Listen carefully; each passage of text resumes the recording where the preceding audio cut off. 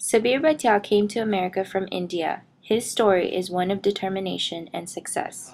When I first came here, all I wanted to do was get an undergrad degree and go back to India. I stayed for 3 years. I completed my undergrad degree, and I was, at Caltech. Your ideas kind of change. It's a very research-oriented university. And at that point, I wanted to do research, do my PhD, and then maybe teach, maybe go back or not. I think the best piece of advice that I got was from my academic advisor. I had applied for a master's and PhD program to a number of universities, including Caltech, and I was very comfortable at Caltech. It's a small institution.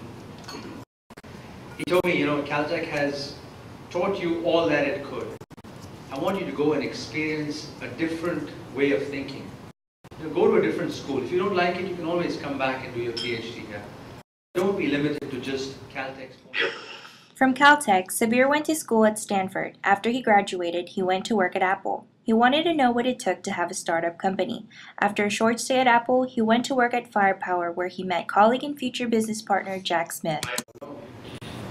So I approached my colleague at that time, Jack Smith, and I told him, I've got an idea to do a personal web-based database on the web, which is this new emerging thing. He said, yeah, I know what the web is. So I gave him the business plan. And he shows up the next day and says, okay, where do I sign? Sabeer Bhatia and Jack Smith had come up with the idea of email that could be reached from any computer, which led to the creation of Hotmail. 7 or 8 subscribers that I got a call from Microsoft. I still remember the person who called me, the first question he asked me was, is it for real that you have 7 million subscribers? You got to realize that the entire size of Microsoft network in those days, which was trying to be another AOL, was about 2.3 million subscribers, and they were having a hard time providing email to just 2.5 million subscribers. So it started out as a business deal. They really flew down, they met with our team, they wanted to understand how is it that we were providing email to this many subscribers when they were having a hard time providing email to just 2.5 million subscribers. So the initial discussion with Microsoft started with a business relationship between the two companies.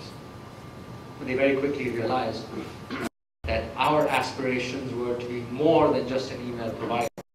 We wanted to be a full portal, and we wanted to provide other services on our, to leverage the 7 million subscribers that we had for email.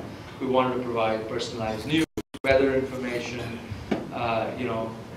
instant messaging was new in those days, but even pre-instant messaging, we wanted to provide kinds of content on our incredible user base, to our incredible user base.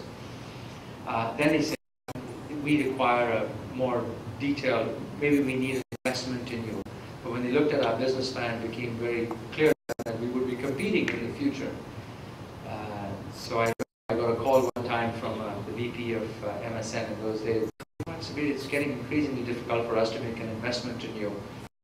Have you thought about a merger between our two companies? And she'd call it an acquisition. I'm like, well, I haven't thought of a merger between our two companies, but for the right price, I can think of anything. After successfully launching their idea and reaching 7 million subscribers, Microsoft called. After much negotiation between Microsoft and Hotmail, they finally reached an agreement. Sabeer and Jack sold Hotmail to Microsoft for $400 million. We closed the deal on the 30th of December, 1997. Exactly about 20 months since we had started the company.